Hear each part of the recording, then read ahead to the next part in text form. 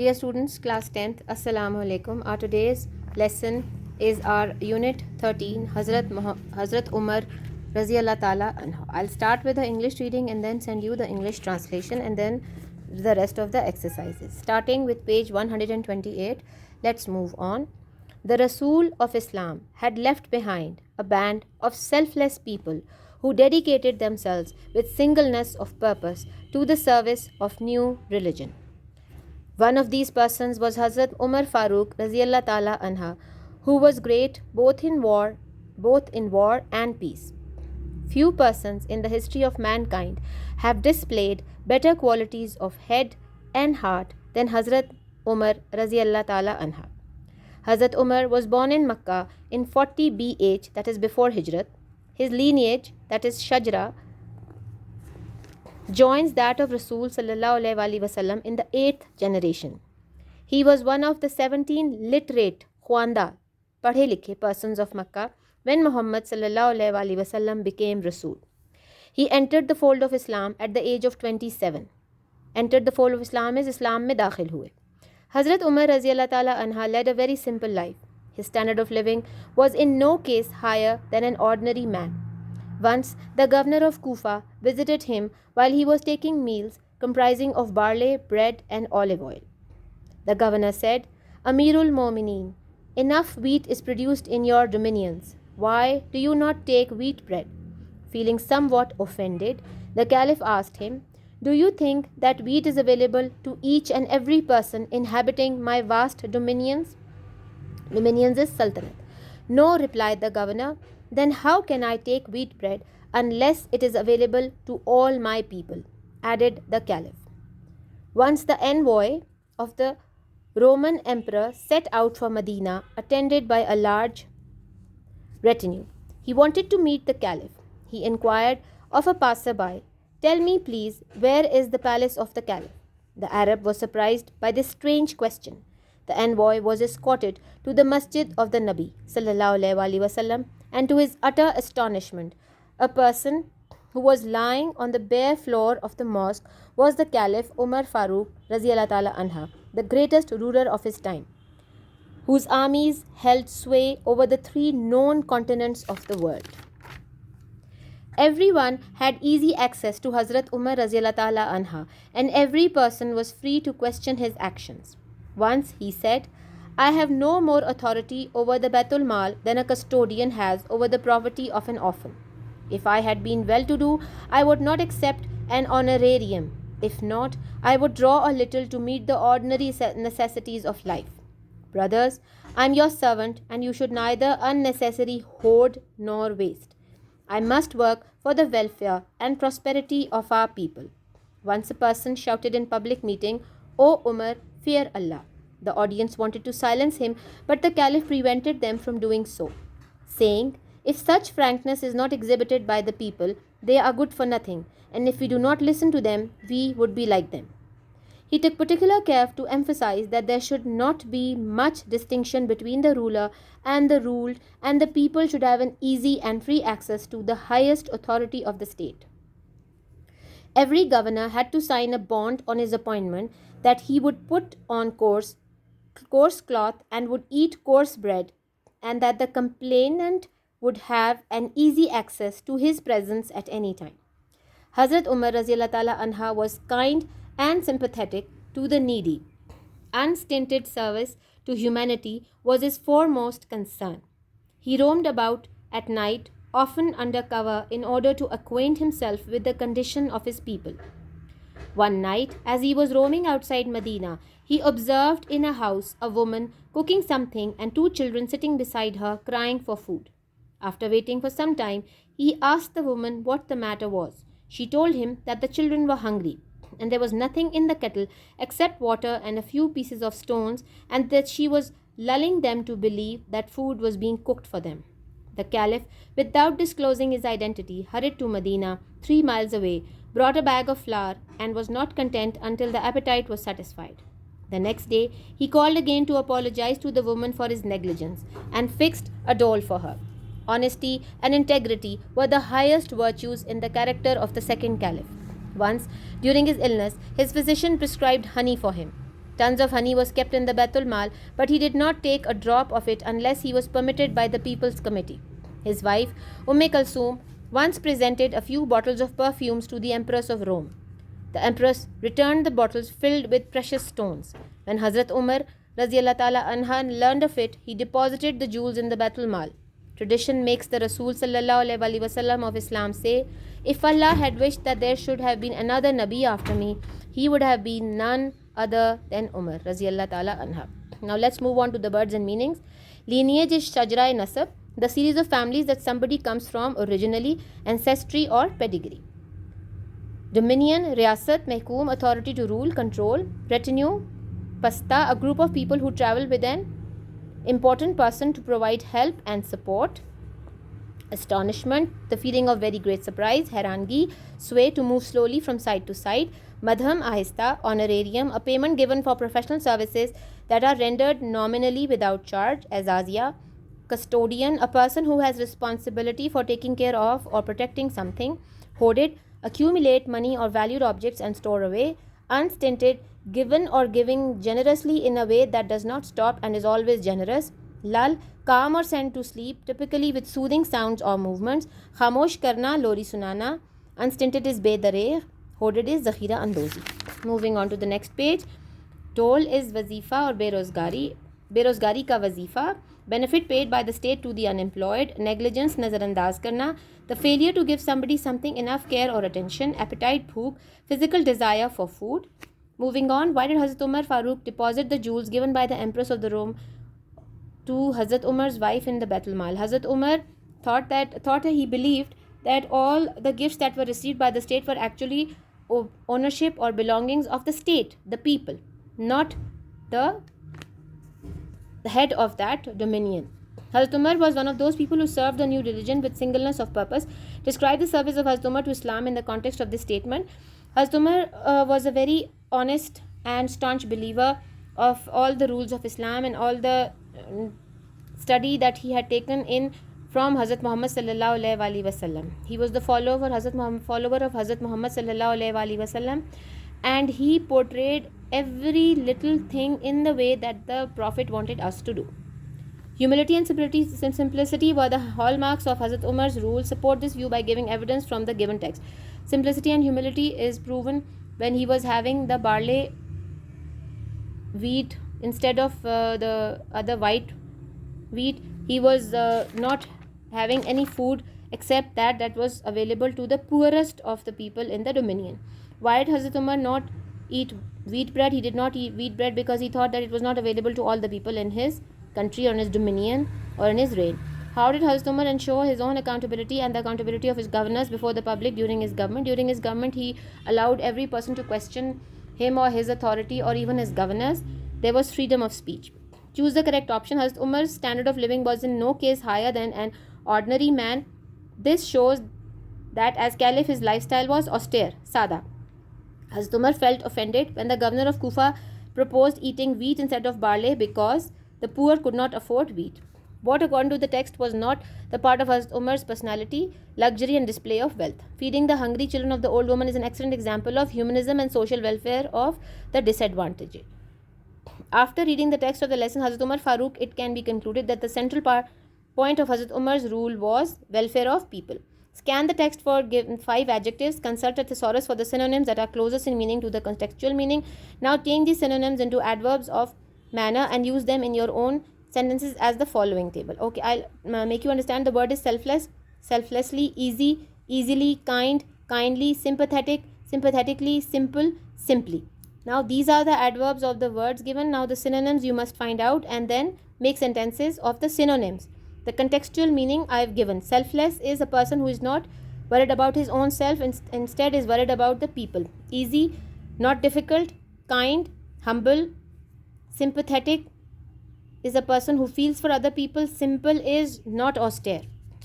Okay, moving on to the next page. From form verbs from these words: protection, protect, reduction, reduce, initiation, initiate, expansion, expand, pleasure, please, food, feed, congratulation, congratulate, tight, tighten, response, respond. The word unique demonstrates the following spelling rule when using QU to make the K sound at the end of the word. Add an E. Write these words in your notebook and complete them with correct spellings of Q, U producing case sound. Then use each word in a sentence. Mystique, physique, technique, boutique. There is mystique and horror in his style. His physique shows that he is a wrestler. His teaching techniques are effective. I own a boutique. Family tree is talking about your family history. It is like you start telling from your grandfather and grandmother how many children they have, male and female, their children come from them, then your father and mother, their children, siblings. Now try to make a family tree. Okay, some Mr. Jahangir, Mrs. Jahangir, Mr. M. Khan, Mrs. Y. Khan, and then you move on. You make your own family tree. Write a summary of the lesson. Hazrat Umar Farooq Raziyallah Ta'ala Anha. I read the summary to you so that you can understand the lesson better. The Rasul of Islam left behind a group of selfless people who dedicated themselves to the service of the new religion. One of these great persons was Hazrat Umar Raziyallah Ta'ala Anha. He was the second caliph of Islam and had great qualities of head and heart.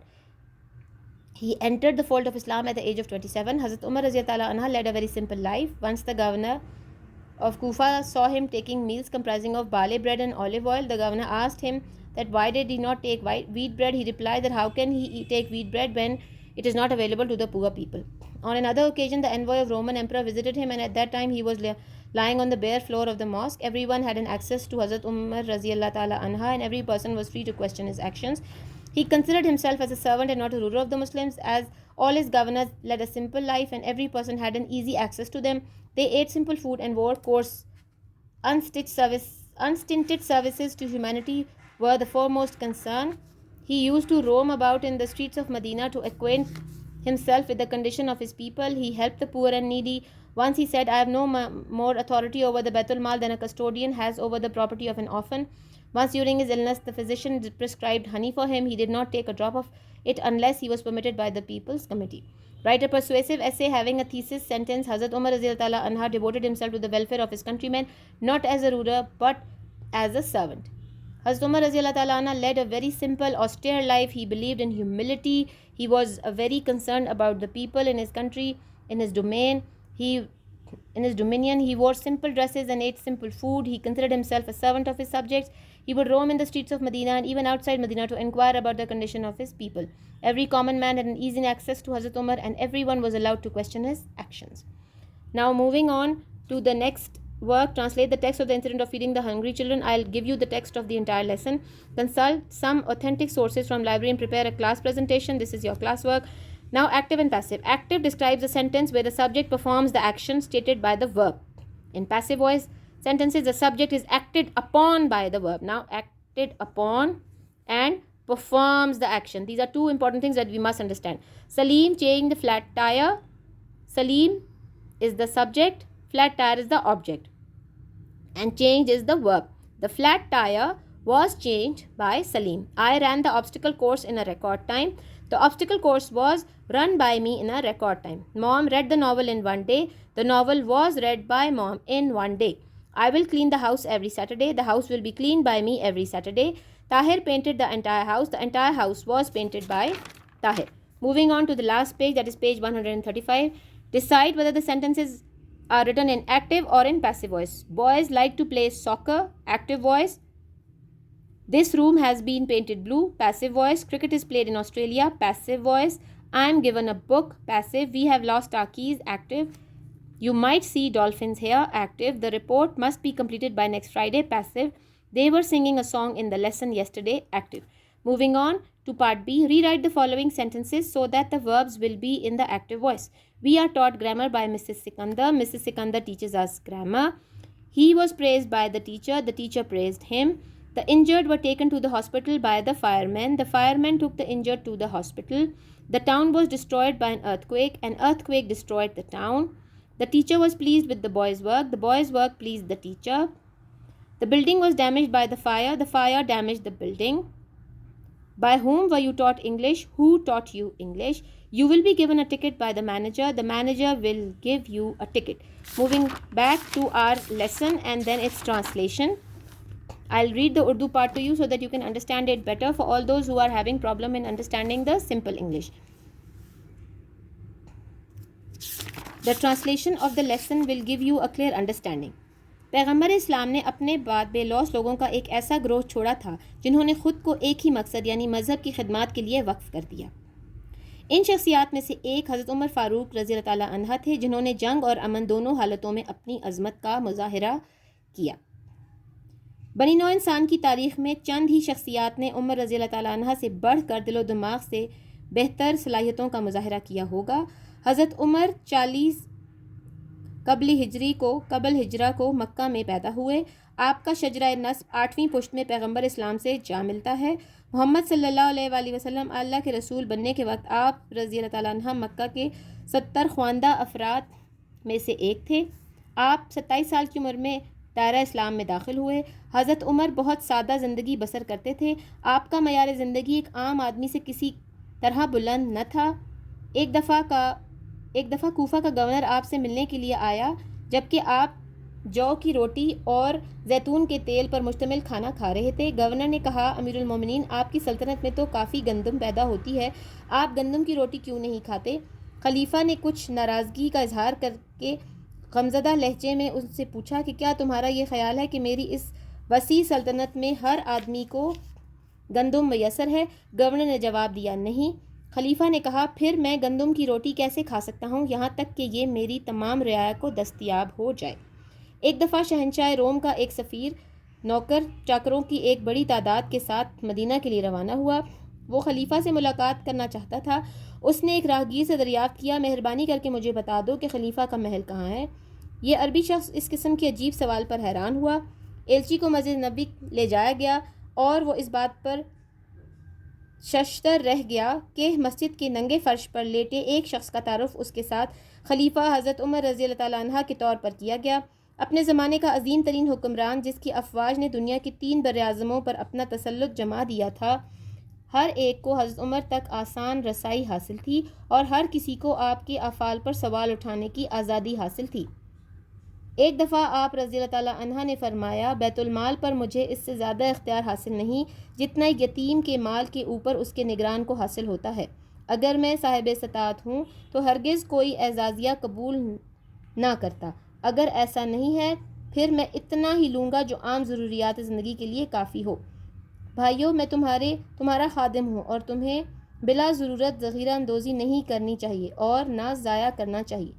مجھے چاہیے کہ اپنے لوگوں کی فلاح و بہبود اور خوشحالی کے لیے کام کروں۔ ایک دفعہ ایک عوامی احتجاج کے دوران ایک شخص چلایا، اے عمر، اللہ کا خوف کرو۔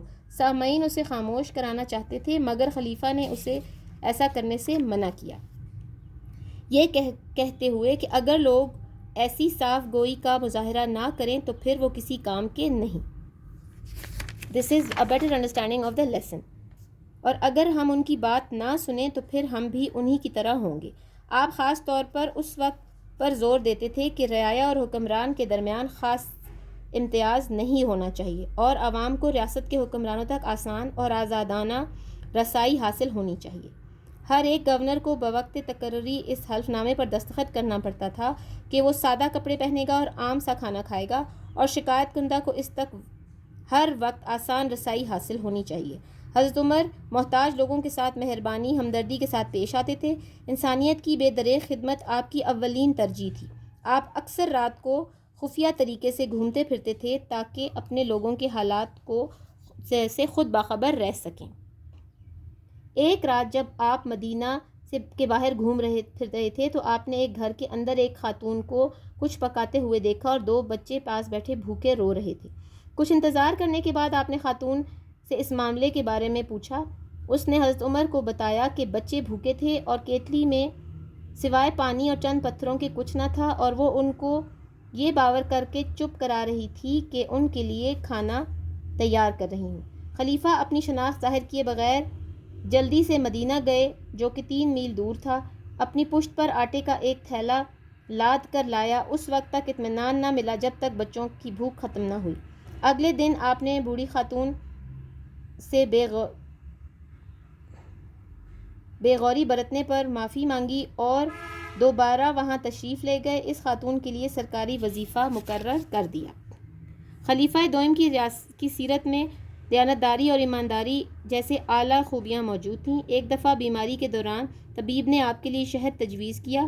بیت المال میں ٹنوں شہد موجود تھا، مگر آپ نے اس میں سے ایک قطرہ بھی استعمال نہ کیا، یہاں تک کہ لوگوں کی ایک کمیٹی نے اس بات کی اجازت دے دی۔ ایک دفعہ آپ کی بیوی کلثوم نے ملکہ روم کو عطر کی چند بوتلیں بطور تحفہ بھیج دیں۔ ملکہ نے یہ بوتلیں قیمتی ہیروں اور جواہرات سے بھر کر واپس کیں۔ جب حضرت عمر کو اس معاملے کا علم ہوا تو آپ نے یہ ہیرے جواہرات بیت المال میں جمع کر دیے۔ ایک روایت میں آتا ہے کہ رسول اسلام صلی اللہ علیہ وآلہ وسلم نے فرمایا کہ اگر اللہ کی یہ مرضی ہوتی کہ میرے بعد کوئی نبی ہو تو عمر کے سوا کوئی اور نہیں ہوگا۔ اب ہم نے لیسن بہت دھیان سے پڑھ لیا. We've read it in English and in Urdu. The reading is being sent to you. Listen carefully to the reading and to all the answers, and the entire lesson will become very clear to you. I hope you like our videos. Please like and subscribe our channel.